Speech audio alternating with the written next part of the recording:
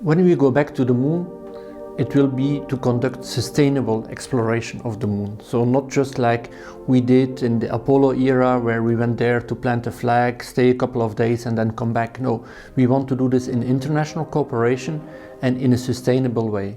Of course, this will mean that we will have to develop systems on one hand, hardware, landers, modules, habitats, life support systems. But on the other hand, we also have to prepare the people that will go there, the astronauts. We will have to train them, we will have to prepare them to do the work that they need to do on the moon, geological research, for example, science, construction, building. And all this is an aspect that we try to emphasize here at EAC. What will be the operational aspects, the operational emphasis that we need to put on the human being that will explore the moon in this century. The first topic that we are covering here at EAC is of course astronaut training, because at the end we are looking at human exploration of the moon. And for that we have developed a number of analogs, as we call them. First of all, in our neutron buoyancy facility, where crew can work and learn to work in 1/6 gravity. How does this influence the tools that we can use, for example? So that's an interesting aspect. Secondly, we have the caves environment, which is an extreme environment in which we will put an international crew together, and they have to self-organize and they have to perform all their tasks according to a very strict schedule, which is similar to what will happen on the moon. And of course here this crew is international. It's from the US, from Russia, from Japan, but we even had Chinese colleagues participating in our caves program. And a third analog that we are developing is the Pangea, because of course one of the main aspects of discovering the moon is the geological aspects. Where did the moon come from? How did it progress during its lifetime?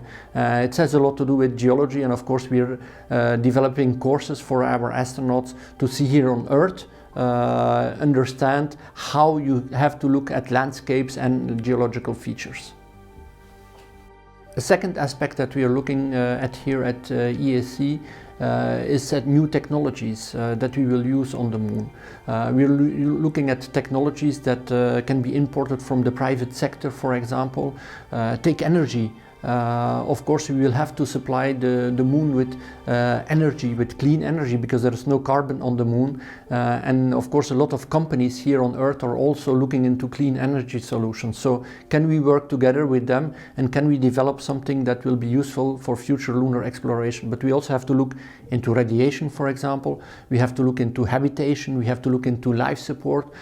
Circular economy is something that we are also looking at here on Earth, which of course will be very applicable on the moon, because everything is a closed loop system, so it will be completely circular. So all these new aspects, and how can we link with all these new developments that are going at such a high pace in the civil world around us. So this is why we have the Spaceship EAC initiative here, to look into operational concepts and how new technologies could help us better having a sustainable exploration of the moon.